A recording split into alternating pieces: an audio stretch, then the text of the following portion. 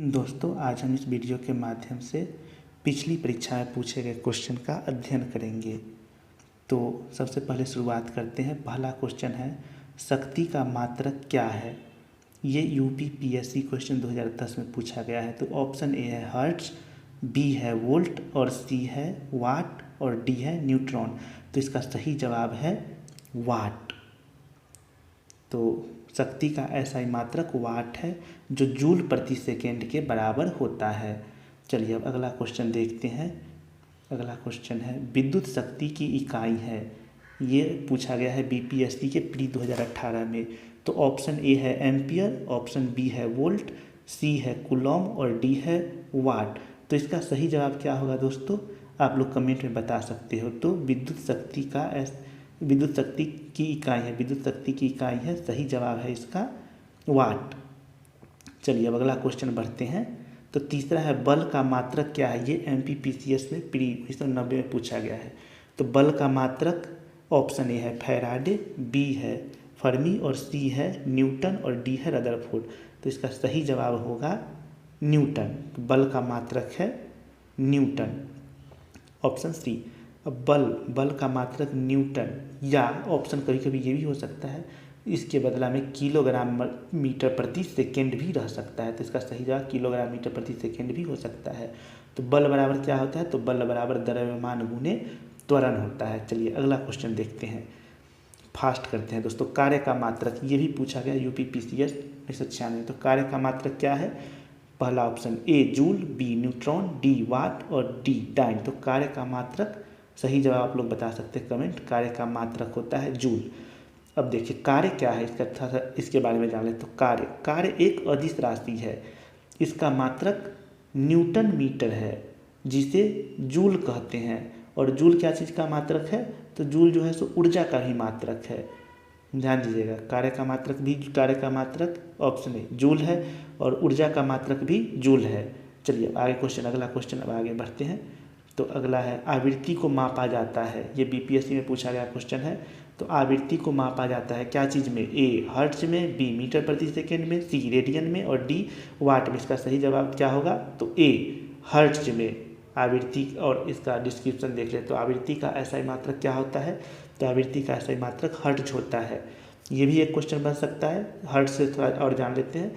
तो एक सामान्य मनुष्य होता है वो 20 हर्ट्ज से लेके 20,000 हर्ट्ज की आवृत्ति को सुन सकने में सक्षम होता है। चलिए अब इसी तरीके से अगला क्वेश्चन की तरफ आगे बढ़ते हैं। तो प्रकाश वर्ष इकाई है। तो प्रकाश वर्ष क्या चीज़ की इकाई है? आप ऑप्शन ए है दूरी की, बी है समय की, सी है आयु की और डी है प्रकाश की तीव्रता की। आप लोग कमेंट कर सकते हैं अगर पता है तो। प्रकाश वर्ष इकाई है क्या चीज़ का? तो दूरी का। प्रकाश वर्ष दूरी का इकाई है। तो प्रकाश वर्ष द्वारा एक वर्ष में तय की गई दूरी को एक प्रकाश वर्ष कहते हैं। एक प्रकाश वर्ष बराबर कितना होता है? तो 9.46 गुणे 10 के पावर 15 मीटर होता है। ये टाइपिंग मिस्टेक है, इसको लिखेंगे 9.46 गुणे 10 के पावर 15 मीटर होता है एक प्रकाश वर्ष बराबर। चलिए अब आगे बढ़ते हैं, अगला क्वेश्चन की तरफ देखते हैं। प्रकाश वर्ष क्या होता है? तो अभी जस्ट बता रहे हैं। प्रकाश वर्ष होता है एक वर्ष में प्रकाश द्वारा चली गई दूरी या तय की गई दूरी को प्रकाश वर्ष कहते हैं। चलिए अब अगला क्वेश्चन, प्रकाश वर्ष किसकी इकाई है? तो प्रकाश वर्ष जो है सो ये क्या चीज़ का इकाई है? तो सही आंसर है डी, दूरी का इकाई है प्रकाश वर्ष। ये झारखंड में पीसीएस में पूछा गया। अगला क्वेश्चन, एक पारसेक तारों संबंधी दूरियां मापने का मात्रक बराबर है। कहने का पारसेक क्या चीज़ में यूज किया जाता है? तो इसका जवाब इसी में है। पारसेक जो है सो तारों संबंधी दूरियां मापने का मात्रक है। एक पारसेक तार दूरी को मापने का मात्रक है। अब इसका सही जवाब क्या होगा? एक पारसेक में कितना प्रकाश वर्ष होता है? तो सही जवाब आप लोग कमेंट कर सकते हैं। ए 4.25 प्रकाश वर्ष, बी 3.25 प्रकाश वर्ष, सी है 4.50 प्रकाश वर्ष, डी है 3.05 प्रकाश वर्ष। तो इसका सही जवाब होगा बी 3.25 प्रकाश वर्ष। अब देखिए पारसेक जो है सो ये इसका जो है सो संक्षिप्त रूप है किसका?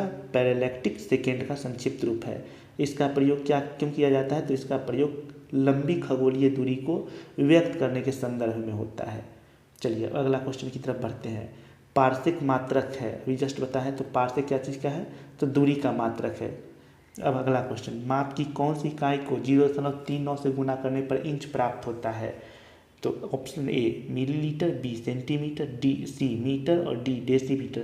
तो इसका सही जवाब होगा बी सेंटीमीटर। मतलब कि अब देखिए 1 सेंटीमीटर में 0.39 इंच होता है और सेंटीमीटर इकाई में 0.39 से गुना करने पर इंच में प्राप्त होगा। चलिए अगला क्वेश्चन, मेगावाट बिजली के नापने की इकाई है, ये यूपी लोअर में पूछा गया है। बी, ये ऑप्शन ए है। ऑप्शन ए है उत्पादित की जाती है, बी बचत की जाती है, सी उपयोग की जाती है, डी ट्रांसमिशन में ह्रास होता है। तो सही आंसर है उत्पादित की जाती है। मतलब कहने का इसमें दो क्वेश्चन है। देखिए मेगावाट से क्या चीज़ का यूज होता है, तो बिजली के नापने की इकाई है मेगावाट। अब देखिए और इसका इकाई है जो उससे क्या जाता है, उससे उत्पादन की जाती है। चलिए अब इसका डिस्क्रिप्शन देखते हैं। मेगावाट बिजली नापने की इकाई है जो विद्युत उत्पादन केंद्र में उत्पन्न की जाती है। 1 मेगावाट बराबर 10⁶ मिलियन वाट के बराबर होता है। यहाँ टाइपिंग मिस्टेक है, 10⁶ कर लीजिए, 10⁶ मिलियन वाट के बराबर होता है। चलिए अब अगला क्वेश्चन देखते हैं। निम्नलिखित एसआई यूनिटों में कौन सी सुमेलित नहीं है। कहने का सब मिला हुआ है और एक जो है सो नहीं मिला हुआ है। तो पहला देखते हैं, कार्य का मात्रक जूल, ये सही है। बल का मात्रक न्यूटन, ये भी सही है। द्रव्यमान का मात्रक किलोग्राम, ये भी सही है। ये दाब का मात्रक जो है सो पास्कल होता है यहाँ पे। अब इसका डिस्क्रिप्शन देख लेते हैं क्या है। तो इसमें जो है सो दाब का एसआई मात्रक पास्कल है।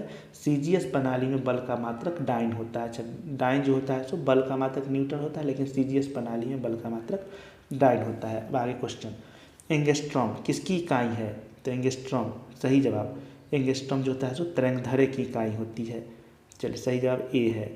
अब इसका देखते हैं जिसका एक एंगस्ट्रॉम में कितना होता है, तो 10⁻−10 मीटर, 10⁻−10 मीटर। ये टाइपिंग मिस्टेक है, इसको सही कर लीजिए। एक एंगस्ट्रॉम में 10⁻−10 मीटर होता है।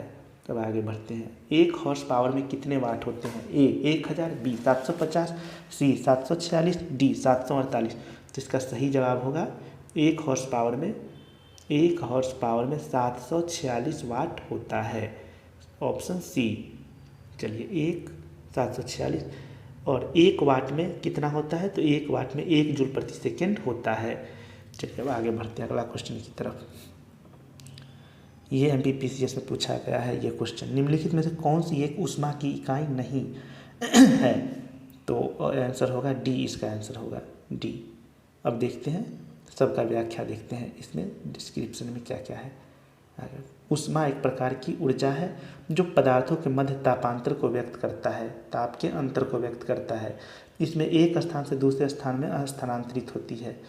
जो ऊष्मा जो है सो एक स्थान से दूसरे स्थान में स्थानांतरित होती है और यह स्थानांतरण हमेशा अधिक ताप वाले पदार्थ से कम वाले पदार्थ में होता है, के मध्य होता है। ऊष्मा का मापन कैलोरी, ऊष्मा का मापन calorie, kilo calorie, joule, kilo joule में किया जाता है, ये ध्यान रखिएगा।